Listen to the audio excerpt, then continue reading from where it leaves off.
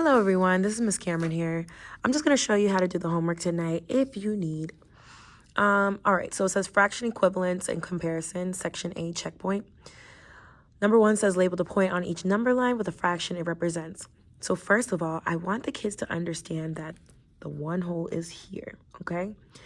What I want them to do first is they're supposed to count how many tick marks it takes to get to that one whole to show us what the denominator will be. So I taught the kids never to count the 0.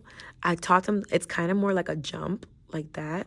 So we would do 1, 2, 3, 4, 5, 6, 7, 8. So there are 8 tick marks. So that means that the one whole is equivalent, or it's equal to 8 on the bottom, and then to make the whole be 8/8, right?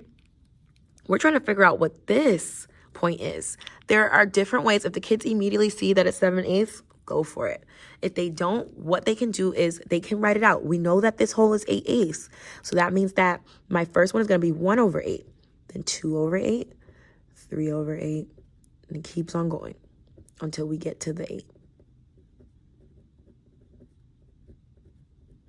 So now we see that this point is 7/8. Awesome. Now, for B, this may be a little bit confusing for some. We're still working on it, but I think the kids have been doing an excellent job persevering in class. So this is our whole right here, not here at the end. So we need to figure out what is our one whole. Again, we're just going to count until we get to the one whole. We don't count the 0 because it's more like jumps.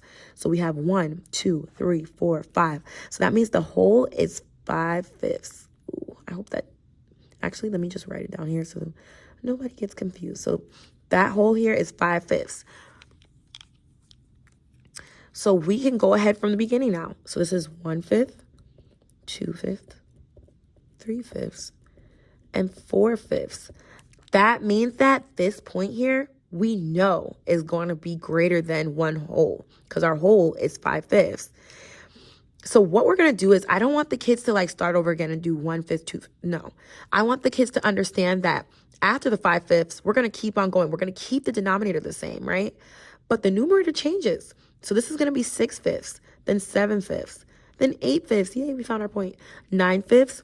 And I want them to see that the two wholes is actually just 10/5. And I'm trying to teach them that fractions are really just division. 10 divided by 5 would give me 2. And if they're not that strong in division yet, you can also show 5 times what would give me 10. Oh my gosh, 2. Oh, it's kind of making sense. I want them to understand 2. Multiplication and division are kind of like the opposites, right? Awesome. Number 2, is 7/12 is greater than, is 7/12 greater than or less than a half? Explain your reasoning. Use the number line if it is helpful. So first of all, first things first, if they need, let's use the number line. So if we were to count all these tick lines, we would see that this gives us 12. So we know that our whole is 12/12. And if they need to, again, go ahead and write it all out. If they don't need to, that's fine too. 1 12, 2 12s, 3 12s, 4 12s.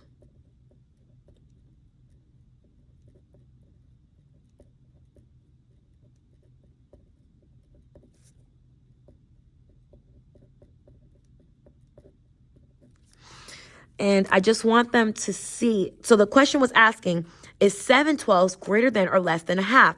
Well, first of all, we need to figure out, where is our half here? Where is our half? So if the kids need to see literally what would be half of that will be 6/12. Or you can literally just say, what would be half of this denominator here? And half of that denominator would be 6. So we know our halfway point will be right here, right? So we know that that's actually a half. So where's 7/12? Is 7/12 on this side, which would mean that it would be less than? Or is it on this side, which would be greater than? It's clearly on this side, right? Because these are all greater than the half, and these are all lesser than the half. So 7/12 is right here. So we clearly see that 7/12 is greater than 6/12. So what we can do is we can literally say 7/12. And I taught the kids a trick. I can't show you right now because I don't have anybody to hold my phone, but I taught the kids to put their L's up, put their fingers up like this on both sides. And I taught them that, for example, like this hand, it makes the L. So that means that is my left hand. So I put left, and that's also the lesser than sign. This side is our greater than, because it's the other one. I'm sorry, this is our right hand, and it's also greater than. So that's how we're going to do the comparison. 7/12 is greater than 6/12. And feel free, the kids can also explain in words like, we know that half of 12 would be 6/12, and we know that 7/12 would be greater than 6/12. They can do whatever they want written. Even if they just do the number line, I'm totally okay with that. They can explain that way.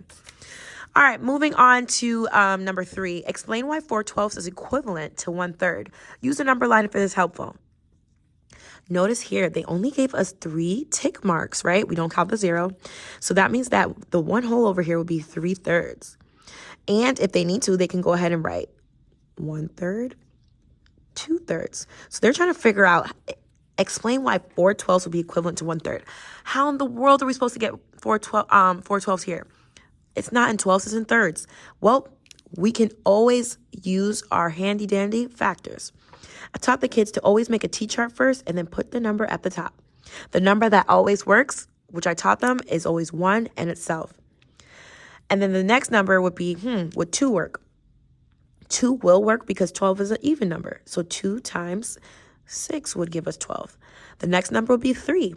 And feel free, they can use their multiplication chart. They should have it in their homework folder. If they don't, please let me know so that I can make sure that they have an extra one in there. The next one would be 3. Would 3 work with 12? Yes. 3 times 4 is equal to 12. And then we're not going to keep going because we're done. Because the next one number we'd use is 4, and then we just basically be starting over again. So that means that 12 has 3 factor pairs, which means also 12 is also a composite number. I know we're not really working on that, but I love when they practice if it's a composite or prime. Because just remember, prime is when it has 1 factor pair, which is 1 in itself. And I have this little joke with the class. I love Transformers. So I tell the kids if it's Optimus Prime, as Optimus Prime's family was the first family in the Transformers world. Sorry.